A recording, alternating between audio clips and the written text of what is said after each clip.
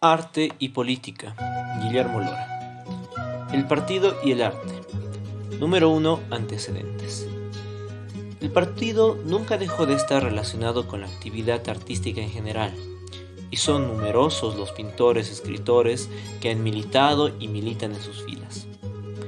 La actitud partidista frente al arte ha seguido la adoptada por los clásicos del marxismo y sus análisis del fenómeno artístico. Ciertamente que son pocos. Han sido realizados con ayuda del método materialismo histórico.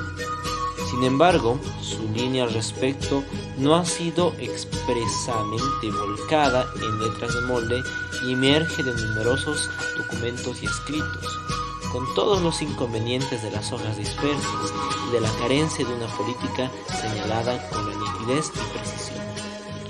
Lo que va a leerse seguidamente es, en alguna forma, una recopilación de los diversos pronunciamientos partidistas o de sus dirigentes acerca de la política trotskista con relación al arte.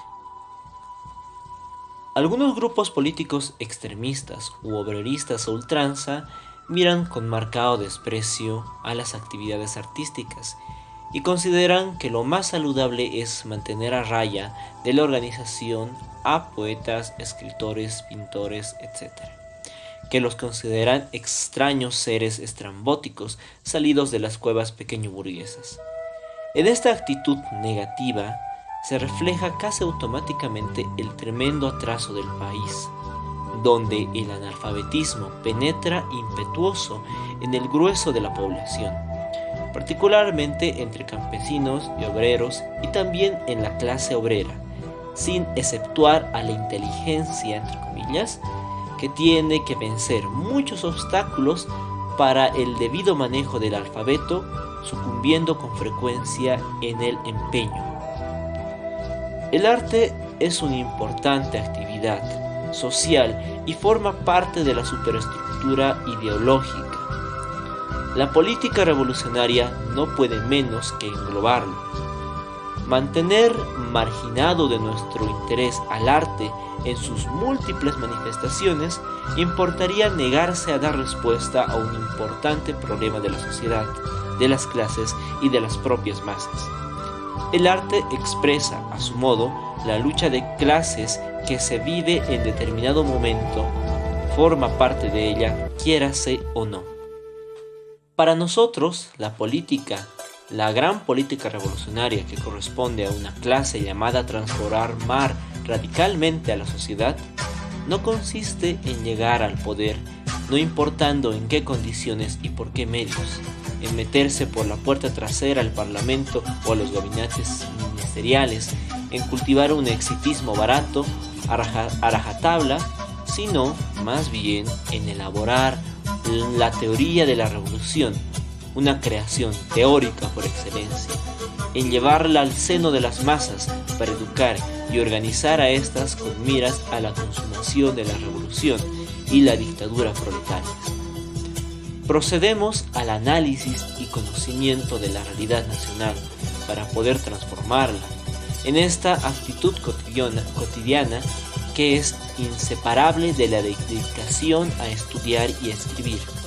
Nos cruzamos constantemente con los escritores, con los artistas. La clave de la revolución radica en la evolución de la conciencia de clase, que solo puede lograrse si se penetra entre los oprimidos el conjunto de las ideas heréticas y subversivas que conforman la teoría revolucionaria, propia del proletariado y que se llama marxismo.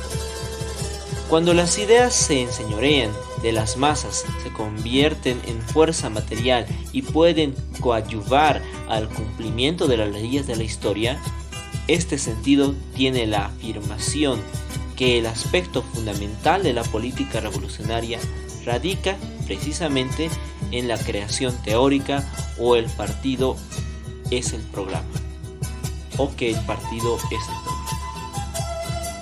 La confrontación de las ideas heréticas o revolucionarias con las imperantes en cierto momento y que son las de la clase dominante procede al momento insurreccional o a la conquista del poder, que, sin embargo, están subordinadas a la idea política.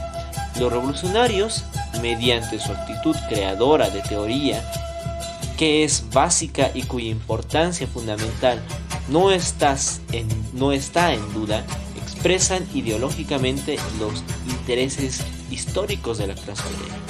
Intereses que arrancan del lugar que ocupa esta última en el proceso de la producción y del desarrollo de la sociedad, grado de evolución de las fuerzas productivas, y de ninguna manera de la literatura, de la pintura o de las ideas de los políticos.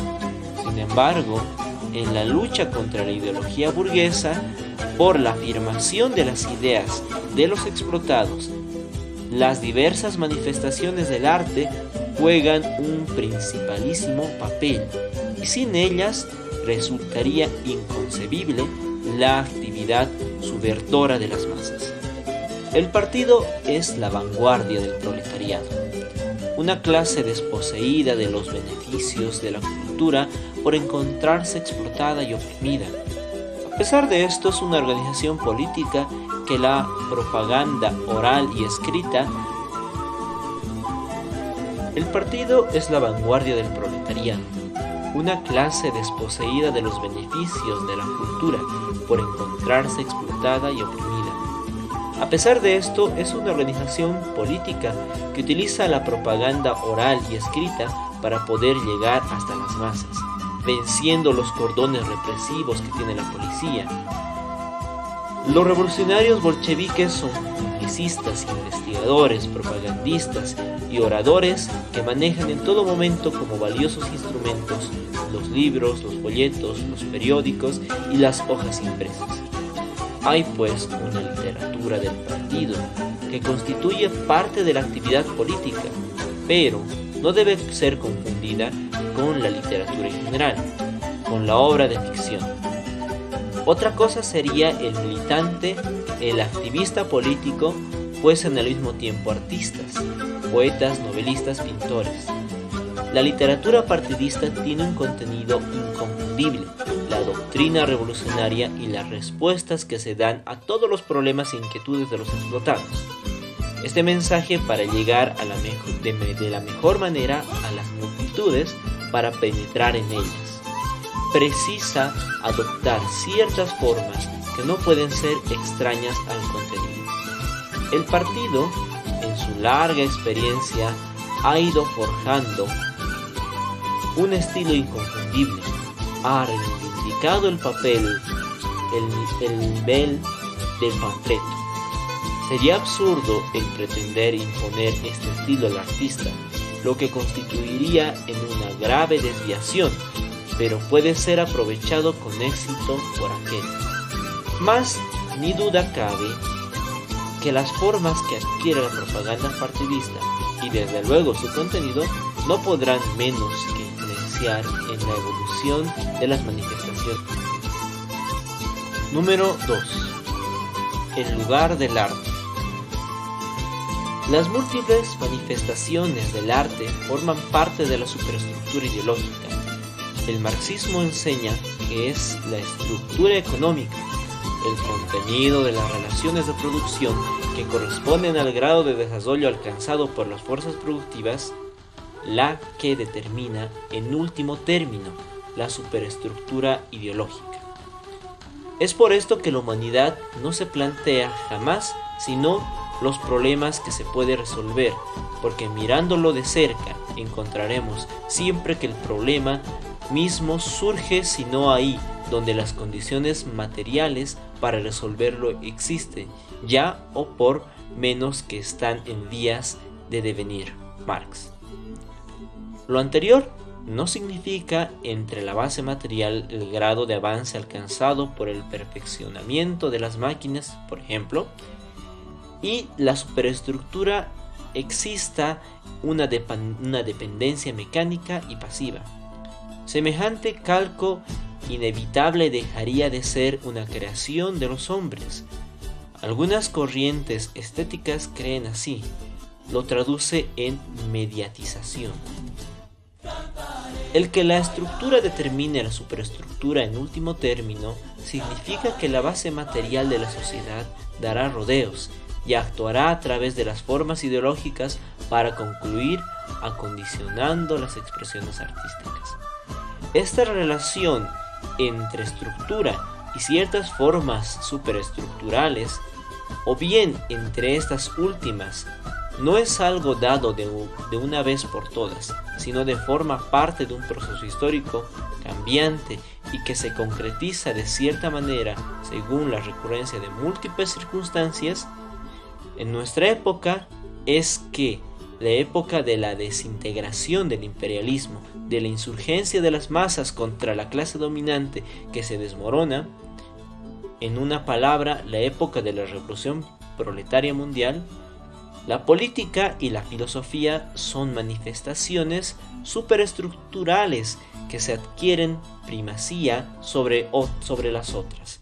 Son ellas, particularmente la política, las que más directa fielmente reflejan las modificaciones que se operan sin cesar en la estructura económica. Una forma de expresión estética actúa como canal por el que esta última influencia sobre las otras.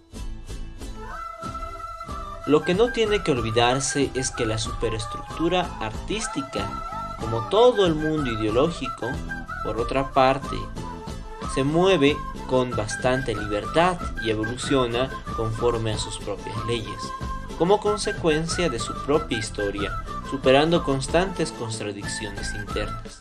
Este movimiento libre tiene lugar dentro de los limitantes determinados por el desarrollo de las fuerzas productivas. En cierto momento, la literatura, la pintura, reaccionan vigorosamente sobre la estructura económica, buscando modificarla. Es este conflicto el que impulsa la aparición de grandes creaciones artísticas. En estas circunstancias aparece nítida la mutua relación entre el arte y el partido, y es entonces cuando se encuentra la actividad artística un importante auxiliar en su lucha revolucionaria. Es entonces que la política aparece claramente como economía concentrada, y cuando la violencia comienza a actuar como fuerza económica, toda actividad social se encamina a destruir la propiedad vigente. Y por esto mismo a subvertir las manifestaciones ideológicas. El arte revolucionario se enfrenta vigoroso al arte conservador, que ha ingresado una etapa de franca decadencia, como toda la clase dominante. Por otra parte, en cierto momento el arte se convierte en el ariete que utilizan las masas oprimidas en su empeño por echar abajo las murallas defensivas del régimen burgués.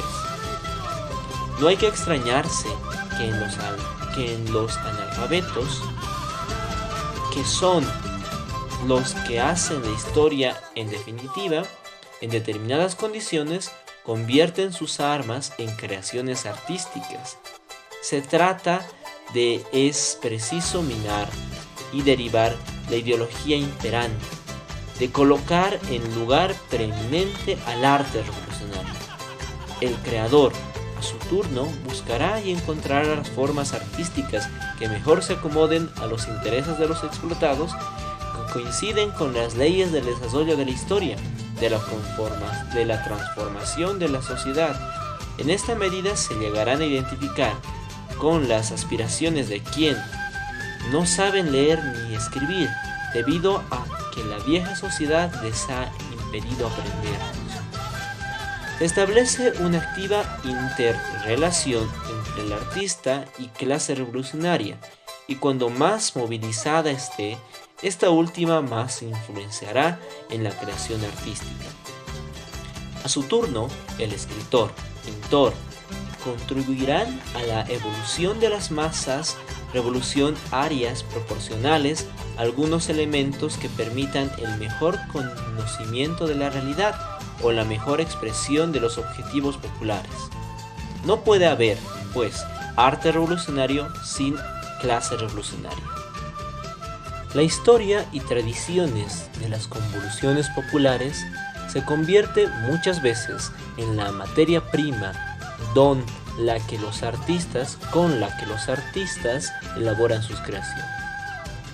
El riesgo más grande que corre consiste en confundir la actividad política con la artística. La política revolucionaria es la enunciación teórica de los intereses históricos del proletariado y cobra cuerpo en la actividad encaminada a materializarlos, vale decir, en consumar la revolución y dictadura proletarias. Los programas y las consignas, digamos por extensión las publicaciones partidísticas, tienen que corresponder a las leyes de la historia, ser precisos, comprensible y formalmente deben ajustarse a las modificaciones de la situación política, de la conciencia de las masas. La actividad artística es, sobre todo, una creación bella, que puede utilizar o no como materia prima las conclusiones programáticas y también la experiencia de las masas. La repetición mecánica de las consignas partidistas queda al margen del arte. De manera inversa, no puede considerarse política una creación de la imaginación, por muy bella que sea. En síntesis, se puede decir que constituye un grave error reducir la política, la enunciación programática o el enjuiciamiento de los acontecimientos históricos a pura literatura o a una obra. Trotsky dijo que en nuestra época la revolución social centraba la concepción de belleza. Las más grandes creaciones artísticas en alguna forma desembocan en las corrientes subvertoras del régimen social imperante y son su expresión. Vivimos el periodo de las dolorosas contorsiones del nacimiento de la nueva sociedad, del grandioso y dramático choque entre las fuerzas pujantes de la revolución y de la reacción. Los contornos dantescos de esta descomunal pugna concentran e impulsan las manifestaciones artísticas. Pese a todo, el arte y la política no son la misma cosa. La revolución la hacen las masas, expresión teórica de su acción se llama política, y no los literatos y pintores, en la medida en que se dedican a su actividad de creación que les es propia, aunque sí pueden hacerla en la medida en que se muevan como parte de las muchedumbres de... Número 3. Los artistas en la militancia partidista. El partido es la vanguardia revolucionaria del proletariado, conformando por revolucionarios profesionales que no deben entenderse estrechamente como funcionarios rentados. Este es el concepto deformado de los estalinistas, sino como elementos que han convertido la actividad revolucionaria en la preocupación fundamental de sus existencias.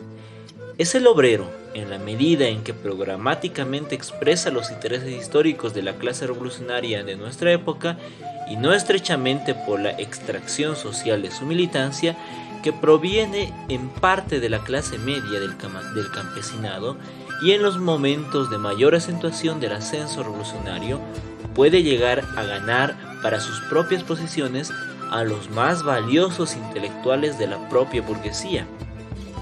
Obreros, pequeños burgueses, campesinos, educados en el programa y disciplina partidista, se transforman en revolucionarios, superando así sus características y las diferencias entre ellos debido a su origen clasista.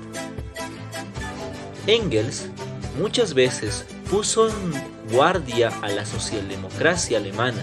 No olvidar que nos referimos a la socialdemocracia revolucionaria de la primera época y no a la agencia del imperialismo de ahora. Frente a la avalancha de los intelectuales pequeños burgueses, lo que parecería desmentir nuestra afirmación en sentido de que no puede haber reparos principistas para que aquellos que se integren como militantes. Engels se refería al hecho de que el intelectual no formado como revolucionario puede colocar en primer plano y en perjuicio de la organización su tendencia hacia el arribismo, en convertirse en dirigente no importando por qué medios, que tan ajustadamente corresponden a su individualismo. El intelectual transformado en militante significa que se ha emancipado de los prejuicios de su clase de origen y que ha roto con esta gracias al paciente trabajo educativo del partido. Entonces, ese militante, acostumbrado al manejo de las ideas y a la creación artística, se convierte en elemento valioso de la actividad política, coadyuva con eficacia a la creación teórica y a la difusión de las ideas revolucionarias. Con no poca frecuencia chocan la militancia sostenida dentro del partido y la actividad creadora del artista, sobre todo por la falta de tiempo, lo que no debe confundir con el inevitable y necesario entrecruzamiento entre ambas. La debida solución de este problema y la educación de los militantes al respecto debe ser la preferente preocupación del partido. Hay que partir de la certidumbre de que el objetivo central de la existencia del militante no es otro que la consumación de la revolución social o la politización y organización de las masas para su cumplimiento. Lo que vale para obreros, intelectuales o artistas. Si esto es así, se tiene que concluir que la actividad política cobra primacía sobre las demás, que en definitiva se le subordinan. Resulta difícil establecer los límites de esta subordinación. Queremos significar que para el artista militante, sus creaciones de ficción concluyen siendo auxiliares de su trabajo hacia el cumplimiento de la revolución, en el sentido que apuntalan su actividad fundamental, no que se le limita a reproducir servilmente a esta. Tampoco se quiere decir que será mejor que el artista deje de ser tal por troncarse solo en militante, pues el trabajo propio de aquel le permitirá su plena realización y la política militante contribuirá a potenciarla.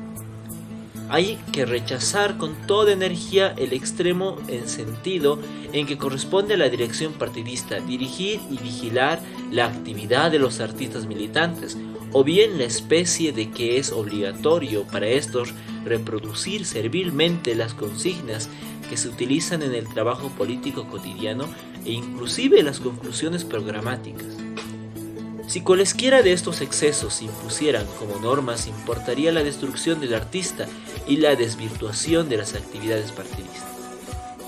Como veremos más adelante, el partido parte del principio de que debe rodearse de la más amplia libertad, la actividad creadora del artista.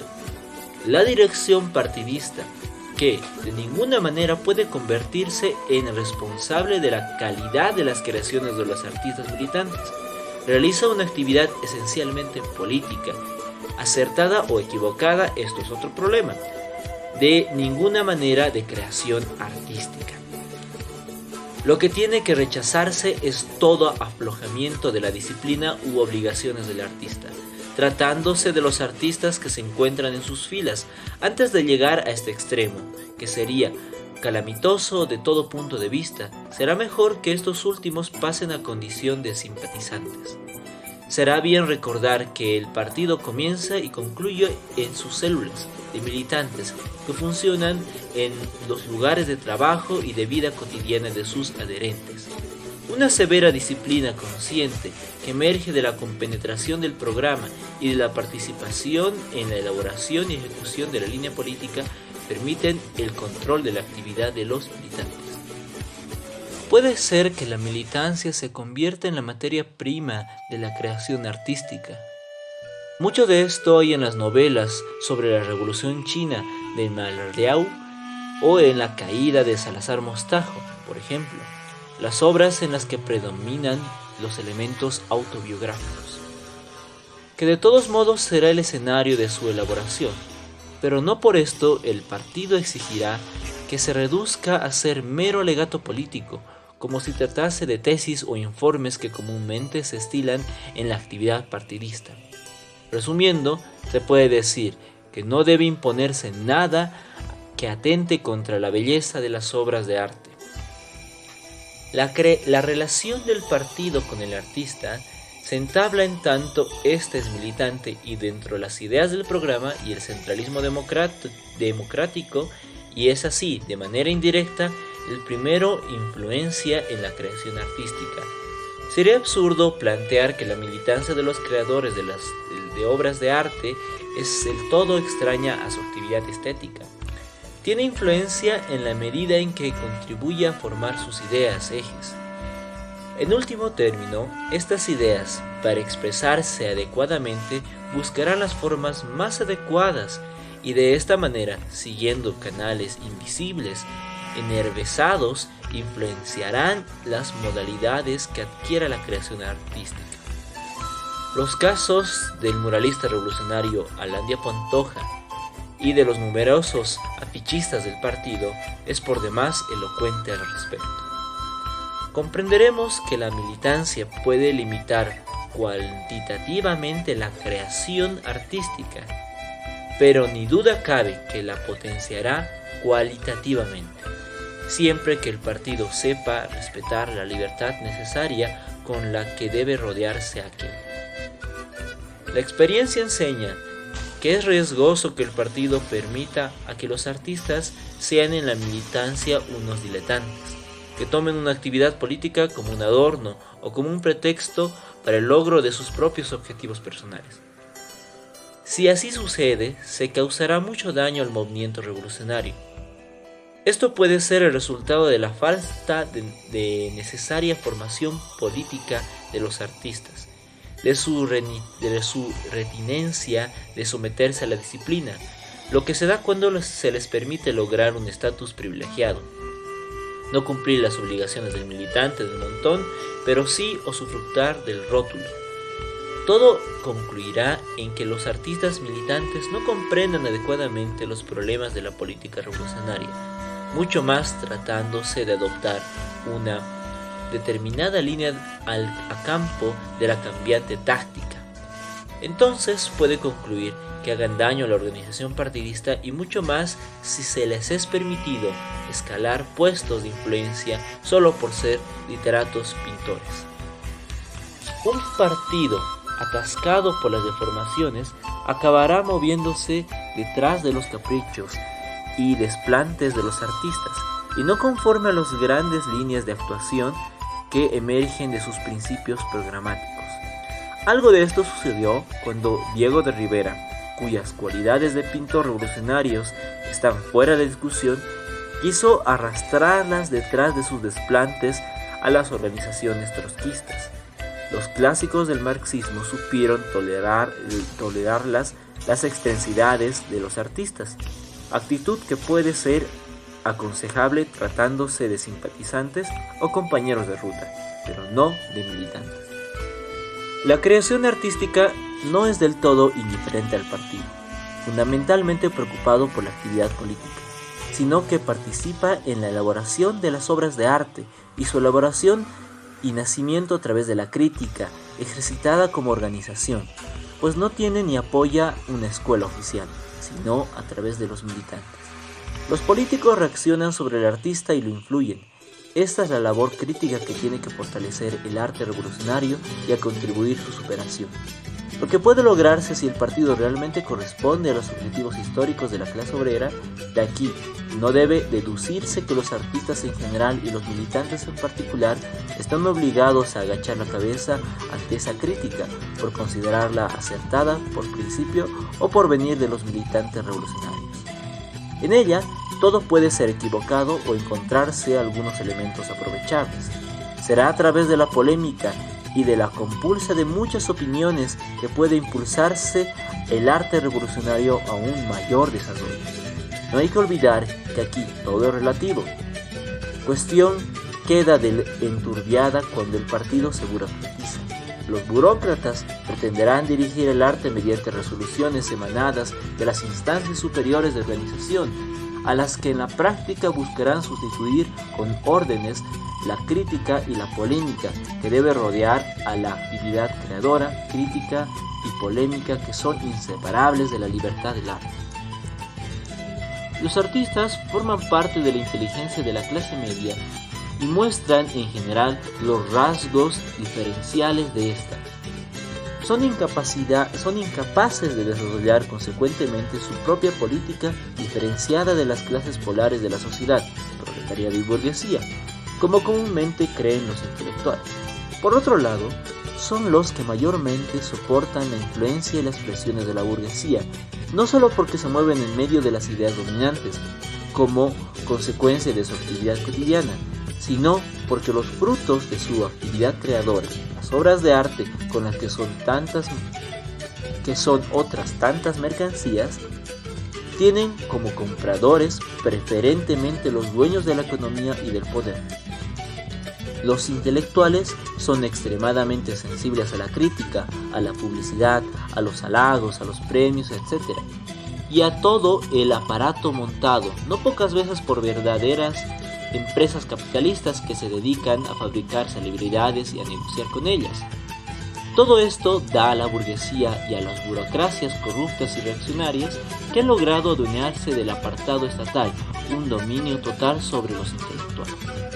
Un artista precisa una gran formación ideológica y política para poder soportar impasible el cerco del silencio que pueden tenderle los grupos críticos, propagandistas y periodistas. El partido que así defienden la propiedad privada que frente a las manifestaciones ideológicas revolucionarias. Esto permite comprender por qué el partido generalmente tiene que vencer la resistencia y hasta el odio de los artistas, hombres de una gran sensibilidad. Por otra parte, a través de esta inconducta, ponen a salvo sus propios intereses personales. De una manera general, actúan como guardianes del orden social constituido y con toda su pobredumbre y su degeneración, su ignorancia, su extrema fealdad, en último término están defendiendo su pedazo de pan, su celebridad, su paga. Hay otro grupo de intelectuales disconformes que cuestionan muchas de las manifestaciones exteriores del régimen burgués y que en revancha son prácticamente marginados de la sociedad. Pero, sin embargo, se niegan a la militancia, al compromiso político franco en la creación artística, oscilan entre las diferentes tendencias ideológicas, muchas veces apoyan a la organización revolucionaria y otras combaten o se apartan de ella. Estos elementos están seguros que piensan con su propia cabeza, que son velidades políticas con su consecuencia de su enorme independencia de criterio, cuando en realidad se limitan a reproducir las presiones que sobre aquellos ejercita la clase dominante. Unos pocos ingresan al partido para luego abandonarlo conforme a las modificaciones que se producen en la situación política. Al cambio de la orientación de las grandes corrientes de la opinión pública, no dándole tiempo al partido para que logre formarlos como verdaderos revolucionarios, los intelectuales llegan a la formación seguros de que ya lo son. Este es un prejuicio muy marcado en ellos. ¿O acaso la organización misma no se inscribe entre sus preocupaciones esta tarea? Con todo, los intelectuales se mueven conforme a las presiones extrañas que soportan y no guiados únicamente por su cabeza como presumen. La clase obrera, que cuenta con el valioso capital de su instinto, es más firme, consecuente y conservadora en política, está más inclinada al espíritu de cuerpo y al patriotismo de partido de los intelectuales de clase media. Esta consideración vale para todas las corrientes que reclaman del movimiento revolucionario, tanto para el trotskismo, que ha visto pasar por sus filas no a pocos intelectuales, como para el estalinismo, que en cierto modo capitalizó en su favor la radicalización e inquietudes de los hombres de letras, pintores, etc. Las crisis de los partidos obreros siempre comienzan por las cumbres intelectuales.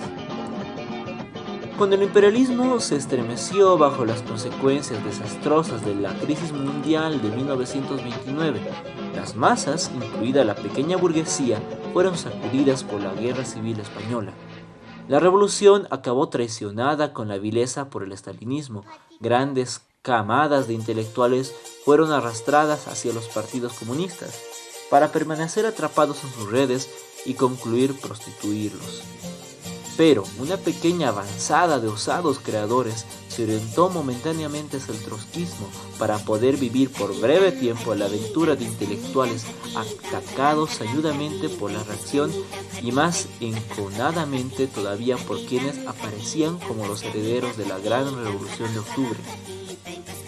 La revista literaria norteamericana Parsitan Review, que había comenzado a editarse bajo los auspicios de los clubs John Reed y el mismo Partido Comunista de Estados Unidos, fue en cierto instante el eje de lo que Isaac Deutscher llama trotskismo literario. Entonces se dio el caso sorprendente de figuras como Edmund Wilson, Sidney Hook, James T. Ferrell, William MacDonald, que más tarde tendría mucho que ver con la publicación de Stalin el Viejo, un libro, Philip Roth, que justamente con Philip editó Partisan, James Rorty, Harold Rosenberg, Clement Greenberg, Mary McCarthy y muchos más, alineándose junto a la tendencia política más vilipendiada de la historia. Casi todos ellos concluyeron dando las espaldas al movimiento revolucionario.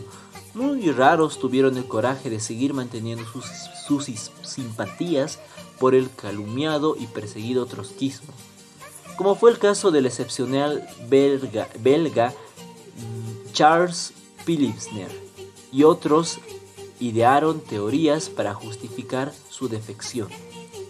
Otros, entre ellos el mismo Deutscher, mostraron no poseer el consiguiente coraje y la necesaria comprensión política para lanzarse a la puesta en pie de la Cuarta Internacional cuando los vientos de la opinión pública eran adversos a la idea. Los intelectuales demostraron ser demasiado vulnerables a la popularidad y extrañadamente pensaban más como reflejo de las tendencias que se generaban alrededor suyo que de manera independiente. El partido había cometido el grave error de no educarlos de manera severa en la política revolucionaria ni de disciplinarlos a fin que efectivamente pudiesen proletarizarse a través de su total identificación con el programa revolucionario. La conducta hacia ellos estuvo marcada por la falsa creencia que los hombres de letras ya dominan la política. No comprendieron que el partido que les daba las armas para rechazar y salvarse de la presión corruptora de la burguesía y del estalinismo. La experiencia enseña que innumerables intelectuales son ganados momentáneamente por los movimientos revolucionarios, atraídos por su éxito, su espectacularidad y otras razones que nada o muy poco tienen que ver con las ideas políticas. Realizan una actividad febril y notoria al servicio de la nueva causa, conservando, sin embargo, sus antiguas creencias, sus prejuicios. Eso sucedió, por ejemplo, con escritores tan brillantes como Suvarin o Serge, bolcheviques bajo el hechizo de bolchevique, opositores de izquierda, trotskistas, y más tarde pivotes de ese difuso movimiento conservador que sostiene el bolchevismo y el estalinismo, que son la misma cosa, y que el trotskismo es también totalitarismo marxista. Se comprueba que Serge nunca dejó de ser en el fondo un anarquista, ni siquiera cuando realizaba trabajos importantes para la Internacional Comunista. El partido cometería un gravísimo error si tolerase en silencio o indiferencia las veleidades de los intelectuales, sus ideas reaccionarias, aunque teñidas de humanismo democratizante, de socialismo libertario, etc. Contrariamente, tiene el deber de criticarlos con severidad.